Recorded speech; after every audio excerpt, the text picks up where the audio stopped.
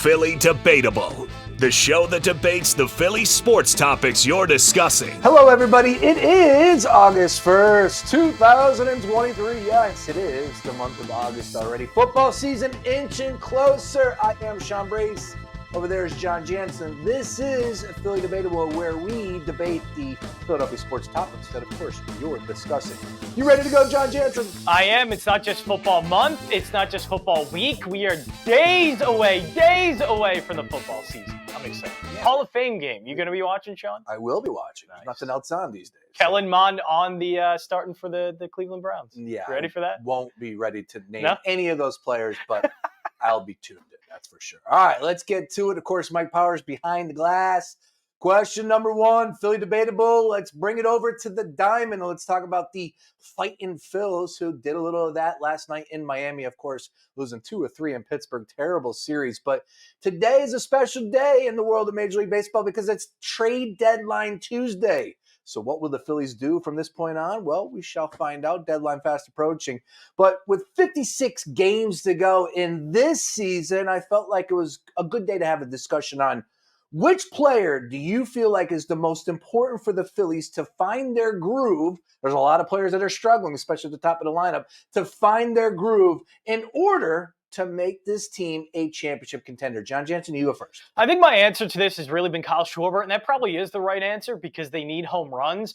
But Nick Castellanos, to me, is the one that needs to step up. This is the second year in his contract. He's been a disaster for the Phillies. The first half of the season was amazing. He's back down to a 760 OPS. If he continues to go down, this is going to be as bad of a season as he had last year. And don't look at the Trey Turner contract because I think year two is when you can see that come to fruition and start to pay dividends. But for now, Nick Castellanos is the one who maybe has the most disappointing contract for the Phillies right now. I don't care how good the first half was. This is supposed to be an all-year good season, second part of the year for his contract, and he's not living up to that. And if he's not going to, then this is one of the guys who's supposed to have one of his better years in his contract who then disappoints. Trey Turner, we know, can do better. Bryce Harper has the injury. Kyle Schwarber, we know, can do better, but had a really good first year for the Phillies in his contract.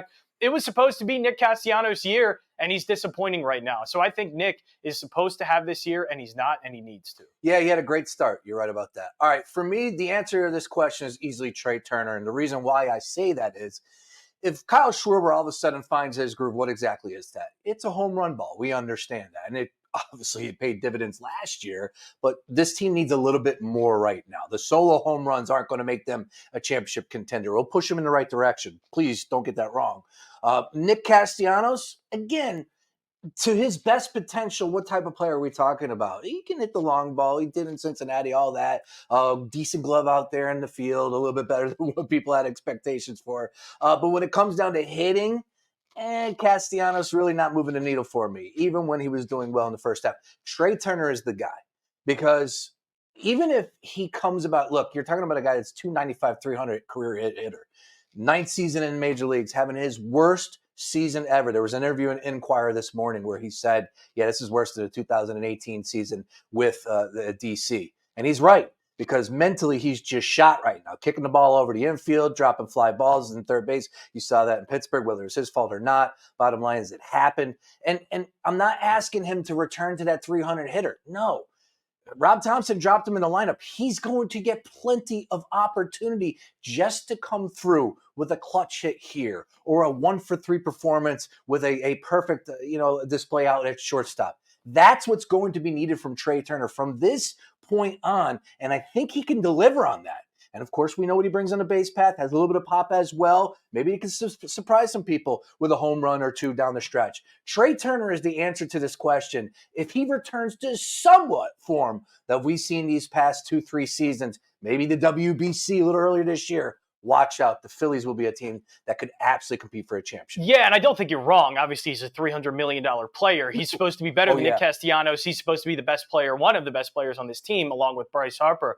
But I think I can just chalk this up as a lost season. I think you have the right answer. It's just I don't think that's ever going to be the answer because of what this season has brought with Trey Turner. I don't think he can get fixed. It probably won't get fixed. And so you have to rely on somebody like Nick Castellanos, who was supposed to have that better season and right now is failing miserably considerably in the second half since the All-Star break. So yeah, Trey Turner's obviously, I think, the correct answer here, but I think I'm just kind of done with that answer. I don't think he'll ever live up to that this season. All right, question number 2, Philly Debatable here on August the 1st. Let's stay on the diamond, have some fun here. Jon Jansen, starting rotation for the Philadelphia Phillies. I got 4 pitchers. I want you to rank them. I'll go first. Of course, we're talking about Taijuan Walker. We're talking about Aaron Nola. We're talking about Ranger Suarez. We're talking about Zach Wheeler. And, of course, as I said, I will go first. For me, number 4, it's easy, Aaron Nola. I want him off my team. He has not delivered this year. I can't deal with the bad outings consistently coming, giving up the big home run, just not delivering like Aaron Nola was supposed to this season. I think you said it best on yesterday's Daily Ticket. Yeah, he's probably going to be in another uniform next season. I don't think anybody's upset about that, to say the least. He's going to have time to turn around. I'm just not buying it. 2 and 3, it's tough. But 3 for me is Ranger Suarez. He had a great month of June. Bad July, bad May. What type of pitcher are we getting in August? Well, he's going to get the start tonight in Miami, so we'll see what happens there. I do like Ranger. When he's on, it seems like it happens more from away from Citizens Bank Park. His ERA is much lower, so I like Ranger Suarez, especially tonight. I think he's a guy that can deliver and somebody that, with the movement of his ball can be really tough to pick up come playoff time. So I'm not trying to push him to the side. I think Ranger Suarez is going to be a huge piece of the puzzle come playoffs. But 3 for Suarez. 2, Wheeler, consistently getting that 6th, 7th inning mark. Gives up 3-4 earned runs, but a guy that can get a ton of strikeouts. I love Zach Wheeler. But, folks, how can you not say Taijuan Walker at this point in time? Taijuan Walker is incredible. And I can't believe I'm saying it because these are the things that you don't realize. First of all, he is the first pitcher to get to 12 wins this season, which is insane. The Phillies have won 9 out of their last 10 starts that Walker has started. They are 16-6 in his starts. Only Spencer Strider has a higher winning percentage this season. Taijuan Walker's 13th game this season out of the 16 starts where he's given up 2 earned or less. Taijuan Walker is absolutely the answer at number 1 when we rank the 4. Over to you, Jansen.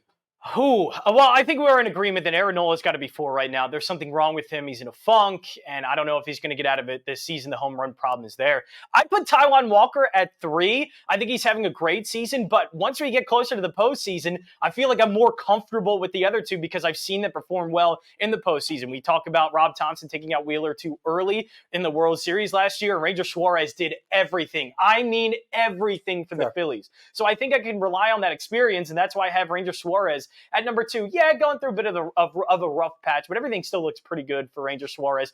Good enough that when I think it really gets to the point where he has to turn it on in August and also into September and the months of the playoffs, I think Ranger Suarez is going to be the guy. But Zach Wheeler, I think, is showing incredible stuff. We know the ceiling is very high with Zach Wheeler. We know he can be a Cy Young candidate when everything is going, and it feels like everything is. I know there's some rough starts here and there, but the underlying numbers look spectacular. It looks like an ace that Zach Wheeler has been, and I think he can get to that point for the Phillies coming to the playoffs and hopefully in the playoffs. But Zach Wheeler's number 1. I think he's the best pitcher on this roster. I think he's been performing that way, and I feel like the numbers, like the ERA and the wins, are going to start following him very soon. Well, it is trade deadline, and Verlander is available, if I'm not mistaken. So Walker, Wheeler.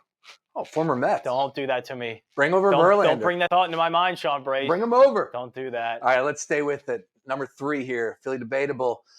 Trade deadline predictions. No, we're not going to talk about players going to new teams, so on and so forth. But right here, right now, as you're listening, Jon Jansen, I ask you to fire up DraftKings Sportsbook and give us who will be playing when it comes to the Fall Classic this October. World Series prediction, trade deadline. Yeah, teams can improve at this point in time. We understand that. But right here, right now, who you got playing in the Fall Classic? Well, I do want to say real quick that I think what would be holding back a Verlander trade is Kate Upton probably doesn't like Philly after the World Series. It's Houston or bust from what I hear. So, yeah, I don't think that's going to happen there for Justin Verlander. But I'm going to go with Atlanta. I think we're going to be both on that. Atlanta's just too good at this point. I love some of the things the Dodgers have done. They're continuing to bolster up the back end of that starting rotation. So as long as one of those trades work out, they should be fine. But the Dodgers do have that past history of not performing well in the playoffs. So I think that's something that we do need to take into account. But the Dodgers are starting to get into that conversation, but everything looks like all systems go for the Braves. They're the best lineup in baseball. They're one of the better starting rotations, although health has been a concern. Max Fried starting to do rehab assignments. Once he is back, I think everything's going to be good to go there for the Braves. And they also just got Brad Hand, which is going to be good for their bullpen. On the other side of things, in the American League, I want to say Houston just because I'm comfortable with them, and it looks like they're starting to make the push again. So while we talk about the Rays, while we talk about the Orioles and the Rangers, it looks like Houston's going to be there. But, Sean, I think I'm there. It's the Texas Rangers. Whoa. They have built a starting rotation. They could go 6-7 deep in their starting rotation, and those guys can make their way into the bullpen once it comes to the playoffs. So they have guys that can eat innings. Dane Dunning has been great for them this season. John Gray has been great for them. But then getting Nathan Eovaldi this season, who's on the IL but going to be back soon, but then getting Max Scherzer. Heck, they were even in talks to potentially get Justin Verlander. They already got Jordan Montgomery. I mean, it's a starting rotation that is deep, that is good, that has ace material, and their lineup has been great this season. So Texas, I know it's not looking great at this point, but it could easily look a lot better in September and in the playoffs. Yeah, well, interesting. Riddle me this. Why are they still trailing the AL West as far as odds are concerned on DraftKings Sportsbook? Houston Astros are still favored. Gee, I wonder why that is. But more on that in just a second. All right, over to me. Nationally, you have to go with the Braves.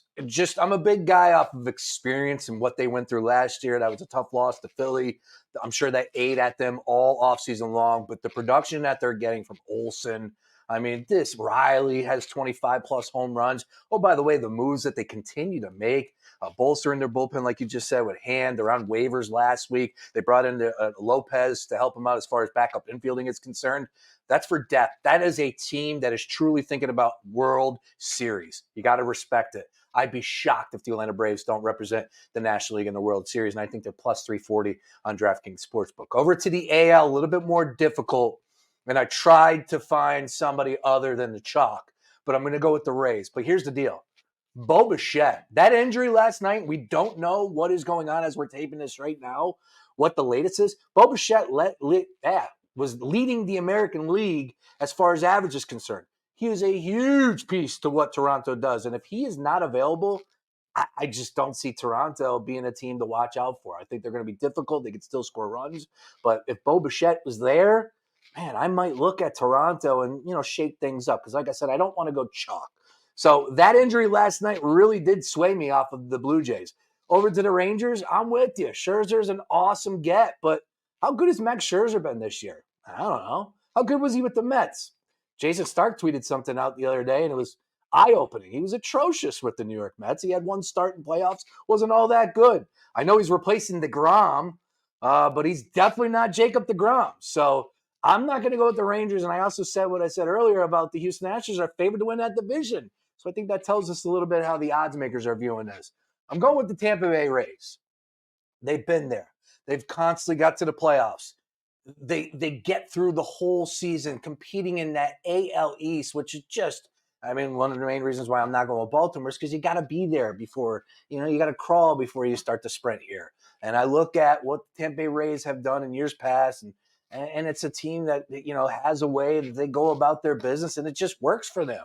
So I think, although they did go through a little tough patch there in July, they did just take 2 of 3 against Houston. They just beat New York in the Bronx last night.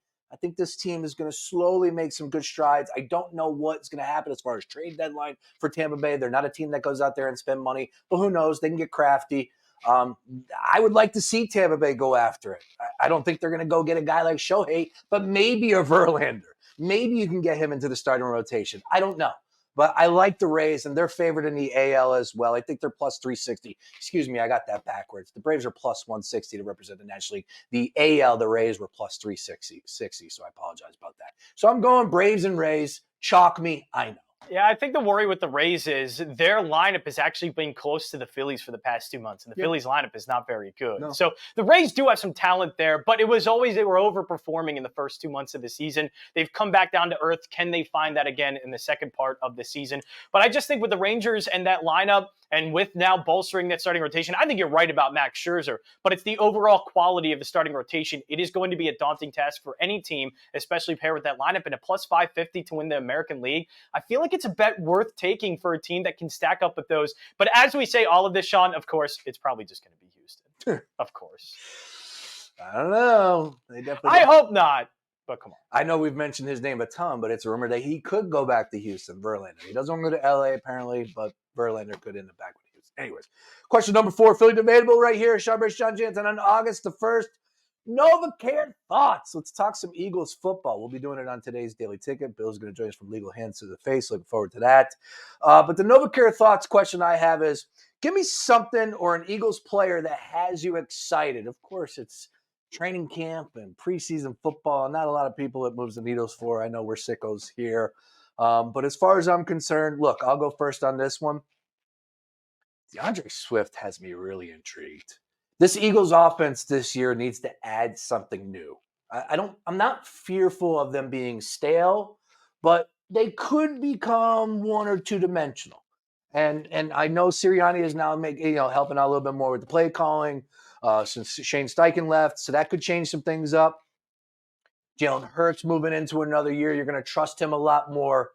But when you add a wrinkle, a playmaker like DeAndre Swift who can catch the ball out of the backfield, and his numbers pretty eye-opening with what he did in Detroit. Let me just read you real quick. During his 3 seasons in the Motor City, over 1,100 yards, 7 touchdowns, plenty of receptions. He also had 18 touchdowns on the ground. This guy is really dang good. And, of course, St. Joe's prep product here in Philadelphia. Place is going to be rocking. Some of the things that I'm reading right now, Philly Voice had this, 7-on-7 drills. He's making catches down the sideline, falling to the ground. Later in 11-on-11s, he takes a handoff, stiff arm somebody coming in the backfield, a couple deep cuts, and he's all of a sudden in the opposing territory. DeAndre Swift, if he can stay healthy in that rotation, he brings something new to this year's Eagles team. That's the guy that's catching my attention from NovaCare Complex. Over to you. Sean, they say the devil went down to Georgia. Well, I think he's in Philly now, possessing Nolan Smith and Jalen Carter, turning heads over and over and over again.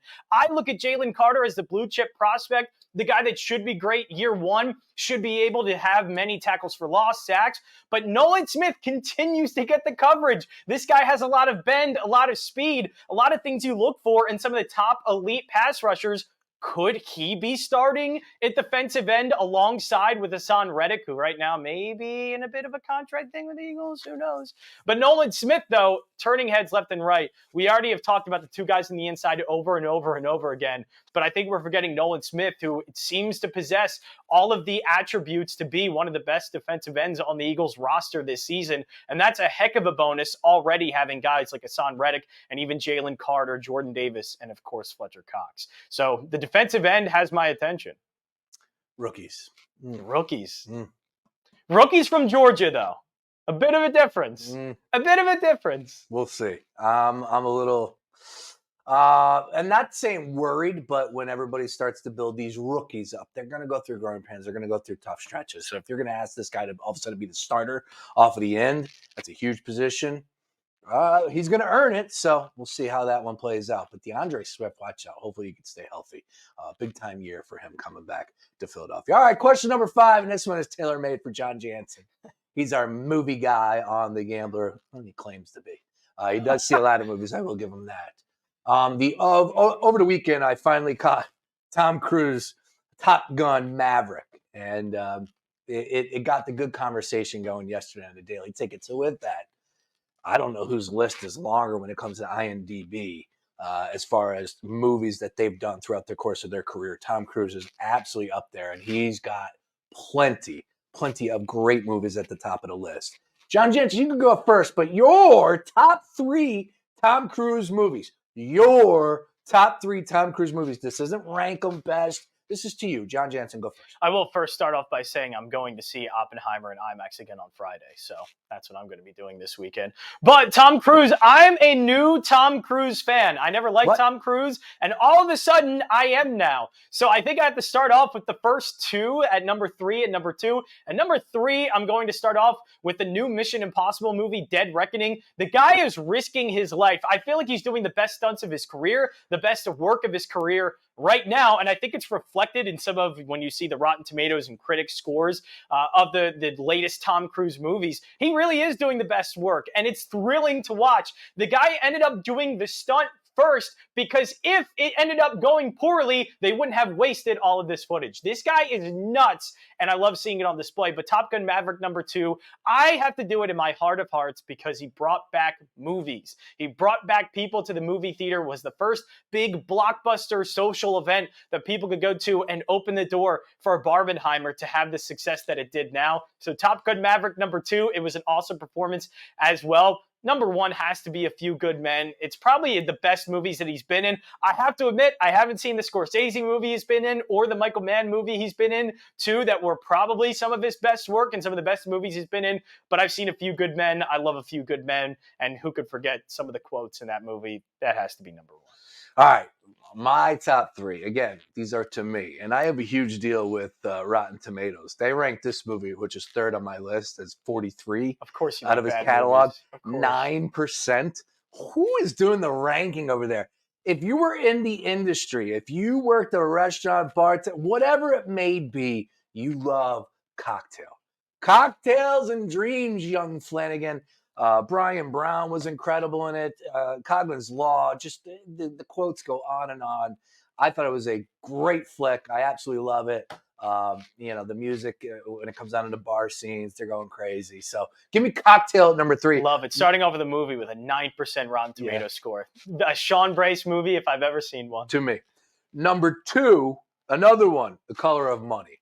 Paul Newman, Tom Cruise, taking down everybody's money in Pool Hall. Just awesome. Great soundtrack, Clapton.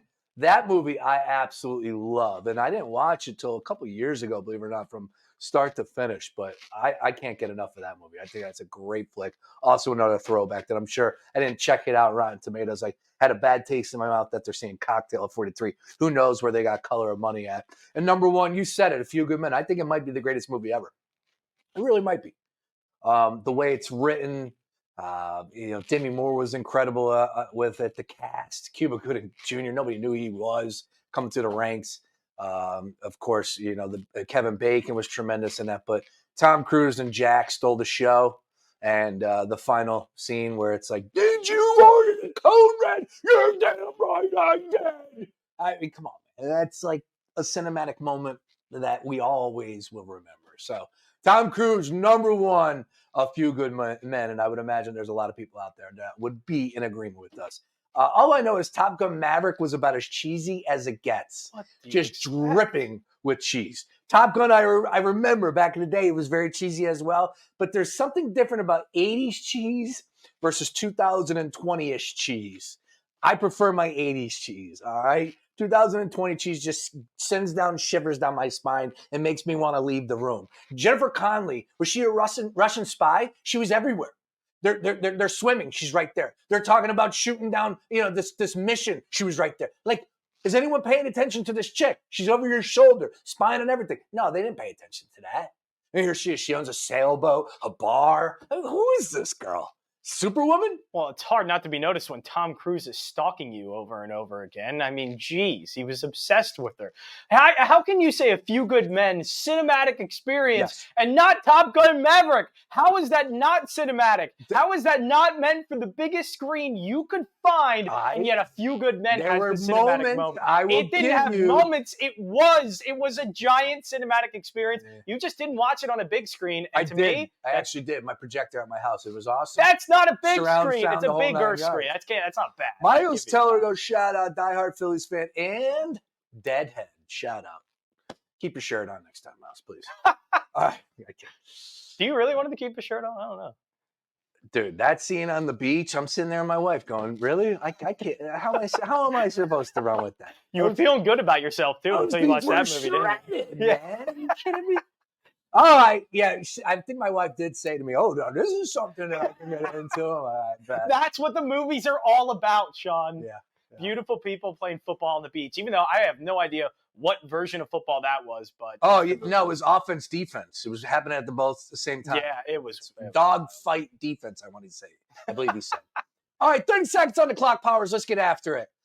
You want to go first? I'll go first, Sean. It is WrestleMania this week. So, of course, WWE is on the media tour. Have you ever, Sean Brace, seen Stephen A. Smith speechless? If you want to find that happen, go watch Paul Heyman leave Stephen A. Smith stunned with the stuff he was saying. Paul Heyman's the best in the game, the best there was, the best there ever will be, and he left Stephen A. a blubbering mess. Who can do that other than Paul Heyman? And you can see that Saturday for SummerSlam. Also, check out the watch party for the Fox Sports The Gambler live at Vesper. Going to be a great time. But yeah, Paul Heyman, just a goat among goats. All right, 30 seconds. I'll be quick on this one. If you missed it yesterday during the show, Kendrick Perkins was on ESPN, and Perkins always made headlines in here, Philly, from saying the dumb things, and this is more of the same. Perkins was on ESPN yesterday basically bragging about coaching in his son's AAU team, which I believe are 12 and 13-year-olds, and he got thrown out, double tech in the middle of the court, calling out the tournament counselor or whoever it was, tournament manager, to come down, literally scaring the bejesus out of some of those kids. Perk's a big man, all right? They didn't know what was going on, and that's where it bothers me. I want to say this about as clear as possible. Whether you're Kendrick Perkins, the guy next door, a parent, if you get thrown out of any kid's sporting event, whether it's soccer, basketball, hockey, football, you name it, you're an idiot. You're a loser.